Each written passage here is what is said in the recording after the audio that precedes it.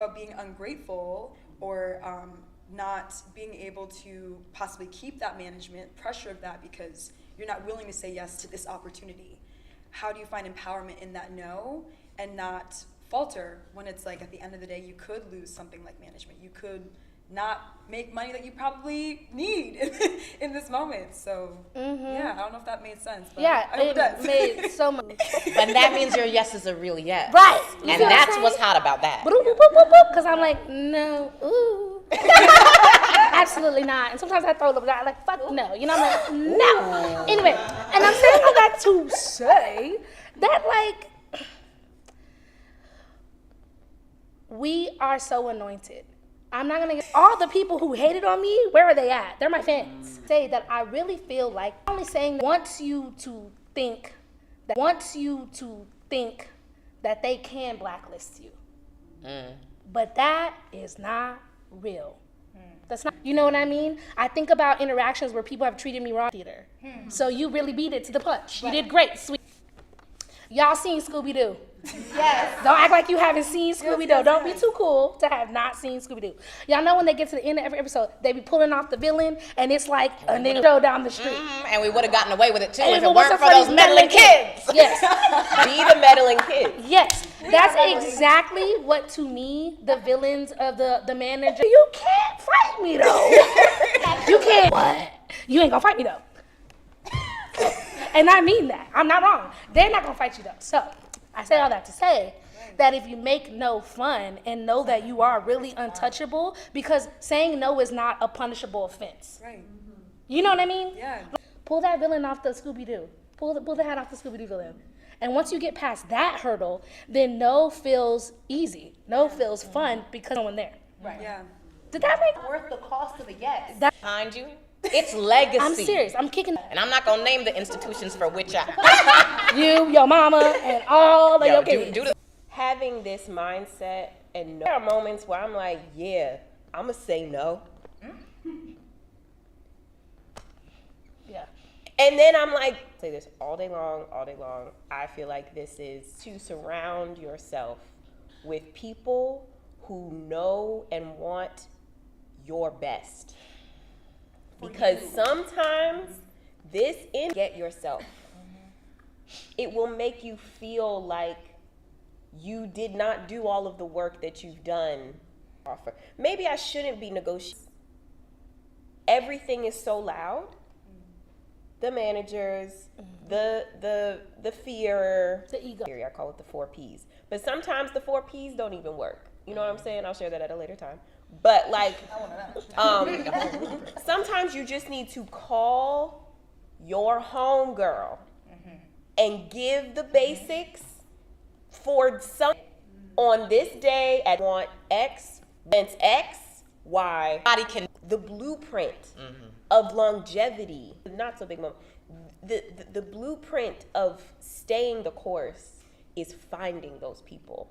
Yeah. Because it is those people, it will happen. It's human nature. It's human. We are not machines. Right. So I just, people with strong are often for and inevitably I can't make this decision by myself. I can't do this by myself. Is what is going to Too, they strengthen in those and moments. they try actually like talk to each other. How many times have we had a thing and we're like, I don't know about this, and then you call somebody and they're like, oh girl, for your own safety, Leave that. no. Yep. That is what community is.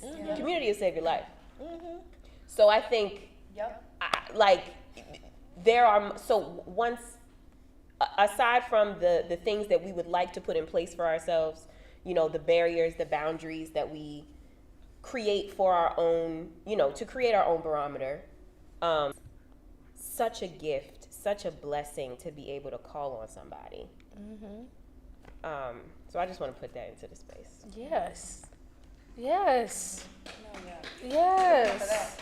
But I'm gonna hop around though, because all three of us got the same callback, and I'm like, well, this. Because to me, after performing the piece, what it was like, 2008 woman, that's okay. And I remember quaking. I was like, how am I going to tell my teacher that she can't teach me? My other black friends, we were a little posse because she put us all in the same group. Let's start there. Of course. She put us all in the same where else group. would you go? Exactly. No. Who are the best performers in the industry? They have to work harder. And we were all like, what are you trying to say in this moment? You put us all together for what reason? To work against each other? That I don't want her to give me any more black pieces. And then we all started doing that. And she was like, well, we need one in the curriculum. And they were like, sorry, it's not going to be in this class. Because in order for me, over the work that you want to do. And I remember in that moment, it was like a bonding. You did. And it was like a bonding moment for all of us. We were all freshmen. We were all babies. But this teacher, you know, she wanted to say the right thing. Like, I'm so sorry, guys. Like, you're so right. I messed up. I'm so sorry. And I was like, yeah, you did. Yes, you did mess up. And thank you, because not everybody gets that. Even if it is like a over apology, performative apology, not everybody hitting us against one another. Because we were like, no, like I am Chloe, and this is how I perform, and I am an artist within myself, and I don't need to compete against my girl because she is her, and she's also an artist within herself too. And we can find power together in that rather than, respectfully, the white girls who are focused on, I'm not a brunette and this is why I didn't get this part, or who's the blonde in this part. And it's like, actually, maybe we don't do that. Maybe we just actually believe that we are individuals and celebrate each other's wins. Because wouldn't you want someone to have your back, to love you and lift you? So thank you. Oh my gosh. Y'all, let me tell you why that is emotional. First of all, thank you for, again, this is why, community, like, thank you for reminding me that I said that. Because I forgot. And I will forget myself. Thank you. The reason why that is so layered and why your bravery needs to be put on the spotlight right now is because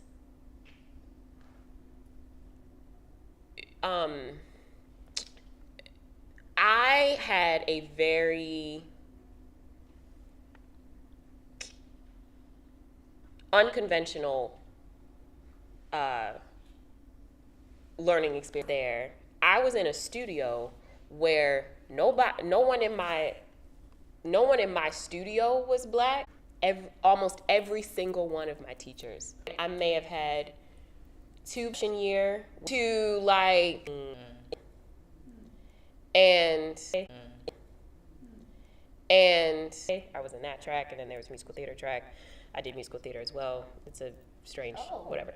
But we had Kent Gash. We had Michael McElroy. We had giants leading us and reminding us that it's the girls down. But this curriculum is not for you. Because just because, yes, but that doesn't mean, but just because you got an A next to all these white that are prettier than you, that are taller than you, that are shorter than you, that are lighter than you, that have more, that are smarter than you, to ask and say, you can go into a space. Nobody else, the teachers in the other studios, black people in their studios, create a conglomerate, like to create a sameness about them. And then within that sameness, so which one can we really put our, and I believe that is where I was speaking from, because in these studios, them be able to walk into a space, right, for their own ability to say, I did it. We know how to work with these types of people. We know how to do it. And to say, no, you don't know how to do it. You don't know how to do it because you are fully, what needs to be done is there's an understanding, and I was able to, that God took me on, like, I loved getting good grades, and I had and my definition of greatness of that building. Yeah. For the Dean Scholars Program, also at New York University, is a place and meet, and I guess and they pay for school, which was a blessing because Tish. So not only are you isolated, so you could be in the same, and you never meet them because you are so engrossed in one lane, right? What Dean Scholars does is it brings a couple people from each year, from every biggest lesson that I feel like we all need to learn out of school, which is to invite collaboration into the conversation. Right. At the major and a film major, we had to just create a project. And that kind of creativity, vibing is that some of us were getting, sort of, seek and be able to really share how understand. Remember what the question was. I know, child. I don't. Yeah. Right. Like, that's truthfulness in the educational system making you believe that there's only one. That's a real mind fuck, right? Mm-hmm. The professional field of there's only one and how that can manifest itself, like how that poison is not specifically in certain, racist or sexist or community, to me is the answer to most things. But like, if somebody tries to tell me that I can't get a job or to ensure that like more someone can remind you.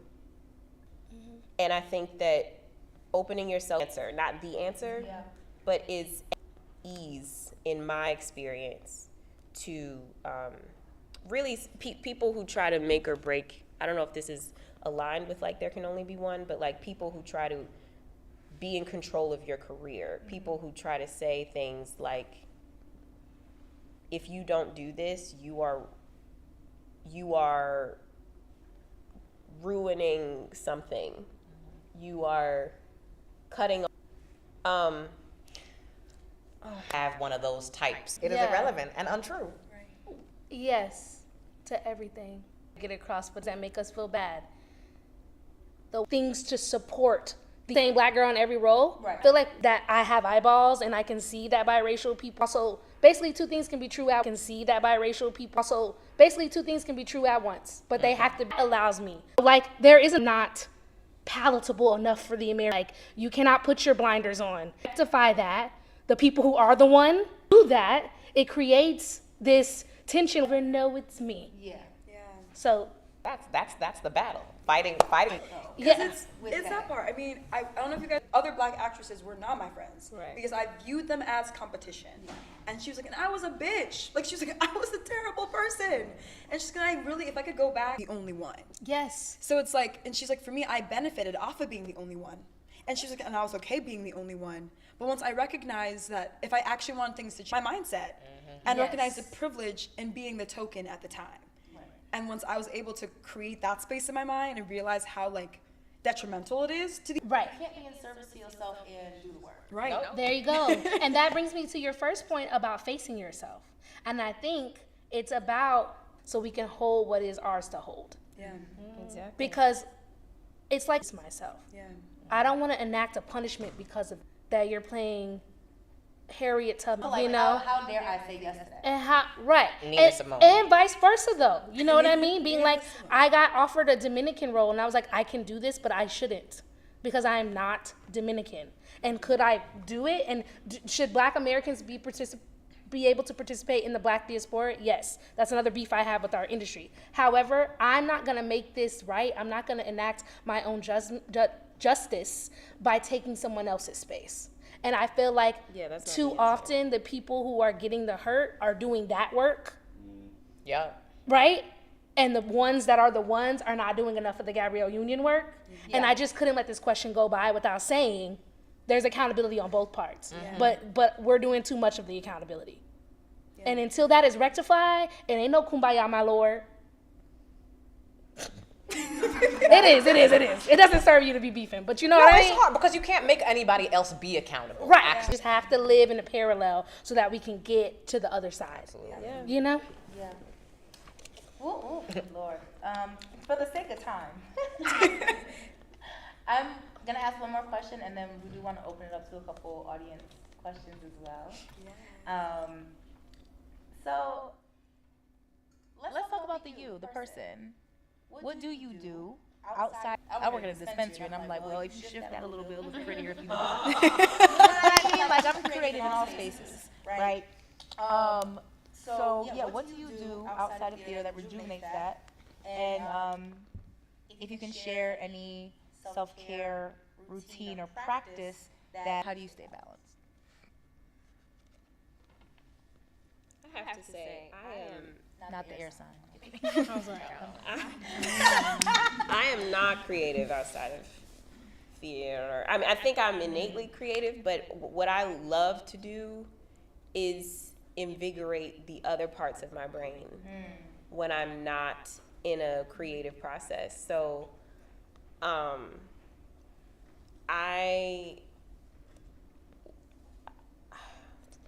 You are creative. I mean, I'm so sorry. Like, you be going to the gym and that is creative as fuck to me because I couldn't even create a will to take my ass to my room from the living room. So that's creative. I'm a routine. So, like, what keeps me sane in moments of, which is why I think it's crazy that this is how I know that this profession, like, was placed upon, like, this is my God-given purpose. Because if I had a choice in this, it would never be this, okay?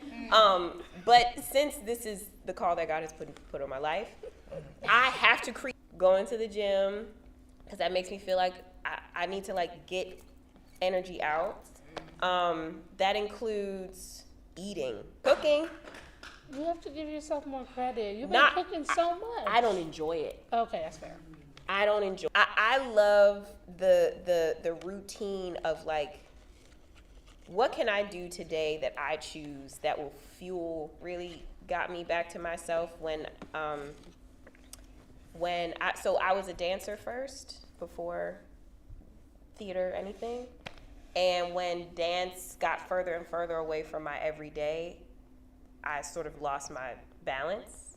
Channel my need for, like, physical expression, but also just, like, spiritual centering. To see people every day, and that could mean, like, friends or also just, like, going to the park and people watching for me today.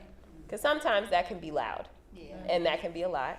And I need to know that other people have other things to do, and I like to watch other people do what they do. Because it takes the pressure off of me having to do what I need to do. I love, it's necessary and cares about where I'm at, and that a point in my day to check in with them is a ritual. Like, there is, if dessert doesn't happen, then it did the day even. Okay, I can go. Yeah, what was the question again? Like, Was it I'm so sorry. self-care and something else? Practice and, like, what rejuvenates you. Oh, okay, great. So I get, like, obsessed with something for a short period of time and then it's gone. And so right now I'm really into the idea of capsule ward, classic pieces, and I think what that's doing for my self-care and creative energy is that, like, I've already done the creative work. I have to make as many decisions, and, like, decision fatigue is a real thing. And so I just feel like I have a lot more brain fancy way of thinking about code switching, only speaking in a formal register, and how that more, so that can be more of what's going on in these institutions. And yeah, I be working out at home. Can't show all of this at Planet Fitness. They die. They not ready. They not ready. They wouldn't know what to do. So I'll be at home kind of curating my workouts based on where I am in my cycle, more witchy shit.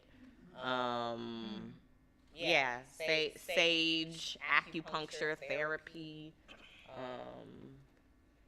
solo dates. I love those. I mean, friend dates are cute, romantic dates are cute, but sometimes just saying, like, just take yourself out, because if you don't do it. I do it, and I'm so fucking I'm saying. Like, I do nothing well. Like, we curated the popcorn. We're watching Spirited Away. The blinds are down. The phone is on Do Not Disturb. Like, I'm giving you, like, no brain cells. Like, that's how I self-care. Also, I love a full set. The nails will always nail. I don't care my nails to be done. See me without my nails. I do stand up as well, because I'm so shy, I know, but I do stand up as well, and I used to do this set, and that's why I try to make sure I have a little razzle dazzle in case, because I want to be a fine ass ghost. But the way I do that is with my nails. They better keep your set intact. See, Right. that's how I feel about my. You're gonna be in it anyway. So we don't gotta talk about the afterlife. The point is, my self-care. I'm so chaotic. My self-care first, and I'm just doing this all day. That is myself binge watching The Sopranos for the first time, and go here with me. They're crazy. Yes, I never wanted to watch The Sopranos because I am black. Surprise! And I was like, this doesn't matter to me. Whatever this is, whatever. It took me like 5 episodes. I'm not gonna hold you, because ADHD is strong. My rising is ADHD. I was like, I don't know if I could be here. But once I started paying attention, and it took some time, that shit is so good. So anyway, that's been my new self-care, is being like soprano me, and living, and it's become my full. Find you a good show and watch the shit out of it. I was gonna say, if we're talking self-care shows. Find you a good show and watch the shit out of it. I was gonna say, if we're talking self-care shows. Hey Arnold. For a long time. For a long time. Real bad. Yeah. Yeah. See, I like to watch Ozark. Ooh. I just like watching white people be terrible to each other. Me that you are terrible. Yes. So anyway. Each other. That's what I like. I love that. So we're gonna open it up to the audience. The audience. What are your questions? We can take like 3, maybe 2. We'll start with 1. Okay. Okay, I guess I'll go. My question for you all would be, like, where do you get your morals and your integrity from? Like, did it come from your mom, your dad, auntie? Like, how did y'all get so grounded or not grounded into, like, where did your core come from? That's what I want to know. Mm-hmm. Well, so get you a friend who sees you. First of all, the word of this podcast is barometer, okay? Because we've been using the hell out of it, so I just want to put that in space. Anyway, I conditioned my barometer. I definitely feel like my parents set the tone, but in real life, the question I ask myself often is, how is this making me feel? That has allowed me to collect enough data to curate my life to be always helping me feel my best. But I will not hold you that has taken me years to figure out.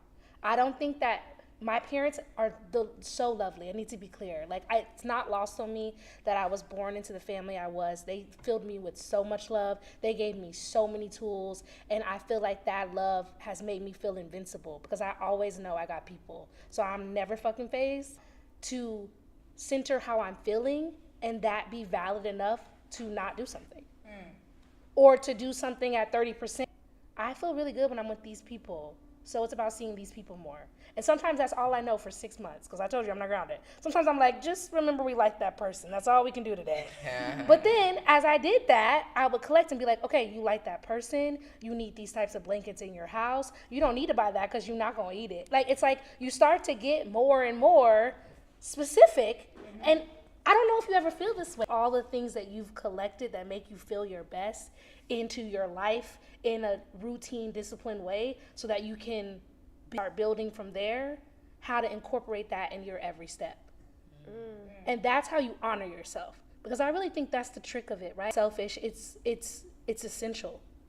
And I think that as you collect those things, as you ask yourself more questions, do I like this? Do I need this day to be this busy? Do I have to take this train? Can I leave a little later because I'm feeling hungry? I think if you're able to be like, wait, what's the best way I can treat myself in this moment? You'll start to collect ways to do that all the time. And then it'll become habit, and then you'll have a code of ethics. I hope that made sense. Yes. And I think this is what some of the valleys are for. And I'm thinking, like, growing up in the church, shout outs to my family. But one of the most, like, pivotal moments, my best friend passed away when we were around 20. Like, I had so many dreams of, like, what we were going to be doing together. But thinking about the impact my friend had on so many. yeah, I wanted the resume, I wanted the career, I wanted the accolades. And that's can do that at 25. Like, that's actually what I need to be focused on. The other stuff, that's sprinkles. That's ornamental. It's all about our relationships to one another. And when we're talking about a divine calling to do this, it's about making impacts that heal, that give. Right.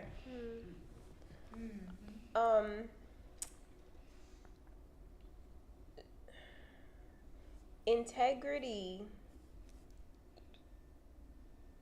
that is complicated because there's no experience. I listened to this Sarah Jakes Roberts, for anyone who cares. Love her so much. She was like, people assume that because of the family that I was born into, or the recent accolades that I've attained, that baby, no, I was broken into this. And that stuck, because I feel like integrity is something that involves you. I think breaking gets a bad rap because breaking is not.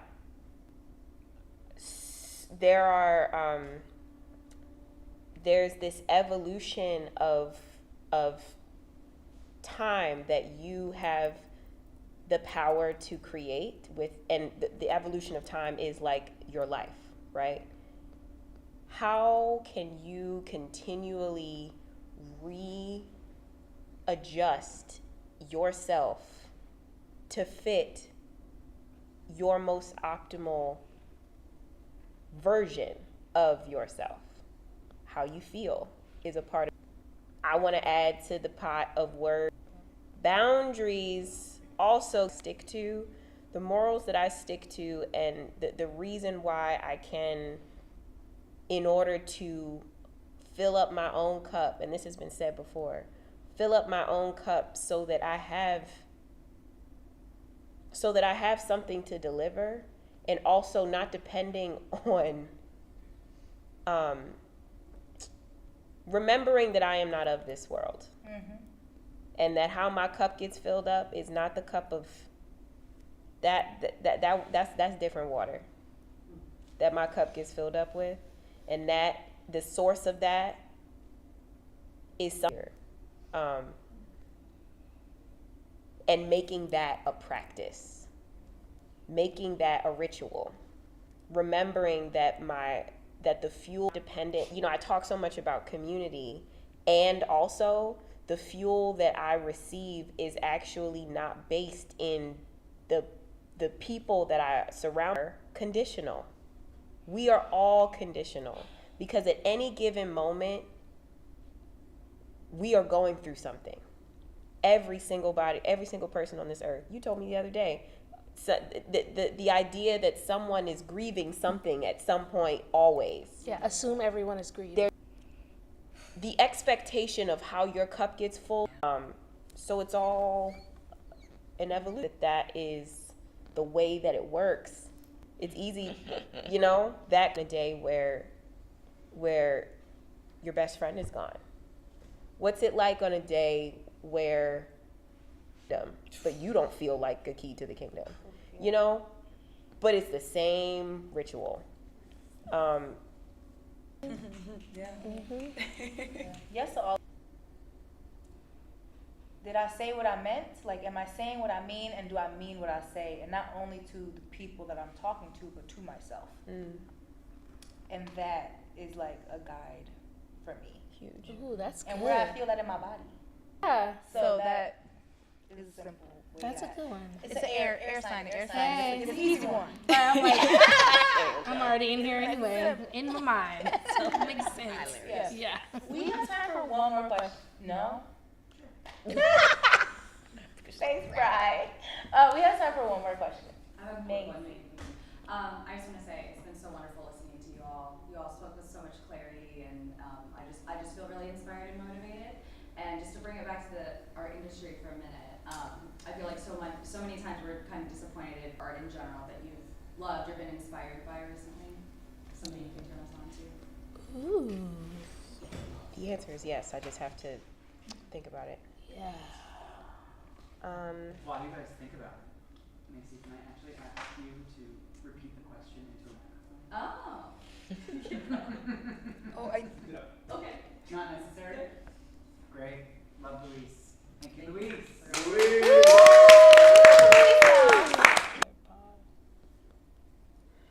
I got one. Please. You was in it, actually. Me? Dark skin support. You just doing an exclusive? No, they just did it again at Broadway. Oh, they did it. Okay. I feel like they're presenting it again at their. I'm giving shout outs. I don't even work for them.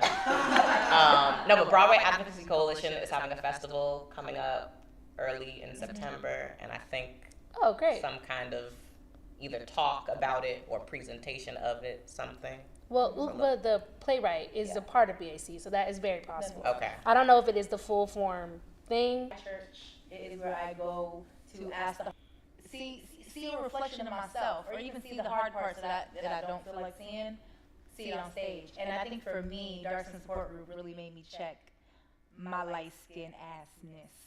That be peeking up, in a real way, which was valuable for me, because I definitely have been in spaces where y'all shouldn't even be talking to me about this shit. Actually, I know it's helped me actually take a second, get out of my ego, get out of the way, and what does support really look like for you for real. And if it's me just being a bridge and shutting the fuck up, then like that's what I'm gonna do. So that's why I say Of a show called. Those of you who have seen it, it is a crazy, wild piece of theater. Yeah. We are taken into like another stratosphere, and there were the technical points at that moment, which way, and there is such a. It's a magical moment actually, because you don't know how it's happening, but it's happening. But then everything gets shut down, and the actors had to morph out of the magic. And you got to see, because it was a technical malfunction, so you were a part of the process, and that made me sob. My God, like it was so gratifying to me to watch how they put the show together. Get to see the process. I think it's such a gift when shows offer a type of process for you to go through. What to send up? To see that and to be a part of that. I mean, once they got back into their spaces, it was a standing ovation. Everyone was just immersed in the fact that we just watched how theater becomes theater. Wow. And it was incredible. I will also say a crime called Jury Duty. Oh my gosh. Not only is it an opportunity for you to just release and relax and laugh your ass off, but it also just shows a process. And even though most of the folks, if folks don't know the premise of Jury Duty, basically, but everyone else is an actor. So the case is not real, the judge is not real, the defendants, the prosecutor, none of it is real. But this one person thinks that it's all. And seeing how they make decisions in the process, even though the process is curated, it's genuine for him, for the person, is the basis of like what I think good work is, when you are able to just go from the in the moment situation. So I just wanted to share that. But if you got Amazon Prime, Jury Duty is one. Closed at New York Theater Workshop. I just thought it was so beautiful. And just, I always appreciate seeing a story that, like trauma porn, I just think the way that the aesthetics and the design and the direction were built in the show, it just... Speaking to our podcast in general, I usually am being highly selective because I just am tired. Therefore, it's freed up my time to see a whole bunch of shit. And not just like interdisciplinary, you know what I mean? Not just theater, because that's the gag of it all. The way I'm like wait, there's another world outside of theater. Like, I feel like I'm in a hole. Sometimes I come out of the bomber and I'm like, you niggas are out here walking and just doing other shit. You know, because I'm like so it's so insulated that I forget that there's like music and ballet and whatever. So the rehearsal changed my life. Right. So, number 2, I saw Flex, which is closed. Yes. That was amazing innovation. That was just a perfect example of ensemble work that made me feel so inspired. All of them did. My partner is a filmmaker, and love him down. I am embarrassed to be in love with the man, so don't get shit. And I'm like, I want to watch Ratatouille. He's like, horror film. And I was fucking scared, but again, it made me, you know what I mean? It remind myself of what acting is. Macbeth, that black and white one that came out. And let me say something. My pussy don't pop for William Shakespeare. I know the girls like to tussle. Nobody fight me in the comments. Oh yeah, he wrote Macbeth? I was like, oh, I'm going to a classical school in London, and I'm going to stunt on these hoes in Shakespeare because this was too fun. I got everything that got. And then the last thing, because I know we're on time, turn that on, bubble bath, wine, put your phone on, do not disturb, take your mind out your head, and just let the music wash over you. Victoria Monet's project. Okay. Flex loved especially talking about the intersection with queerness and Christianity and suppression now in our country. Black, it is. I'm also a child of 2 pastors. I'm also a Christian, but I do love these movies. They're amazing. And I'm trying to think of what else can turn off my brain, but it just like brings it back for the clever quirkiness of it all. But that's just things that I've just loved recently. So yes. Yeah. I know we have to close up, but you had a question, right? No? Oh, okay, great. Never mind. I just don't want you to be left out. Maybe that's for after. Right, yeah, no pressure. Thank you all again. This conversation has been fruitful. I'm glad it got recorded so I could re-listen because the gems were gemming. I also want to add D&D to the pot of words. Come on now. I've never put my phone on Do Not Disturb, really. Choose joy. Mine has an automatic. Babe. Like for bed, but like just like Let me tell you, randomly. it's so much on it that I'm like, why is no one talking to me? You know why? Because it's on D&D, babe. Yeah. So I'm putting that into my practice. Yes. I would also like to. I'm so sorry. Just to add, Homecoming. Beyonce? Correct. Yeah. Of course. That's it. Thank you. Yeah, thank you for having us, D-Love. Thank you. More of that pancake bread. Sure, what is the pancake bread? I want the pancake bread. Take food home because we prepped for like 30 people. But I want to give y'all flowers right now in real time because there's no time like the present. Thank you so much. Like when I tell you talking about community and like rooting, I'm y'all cheerleaders. To see y'all work and to be in y'all lives. So thank you. This is RadioFled's.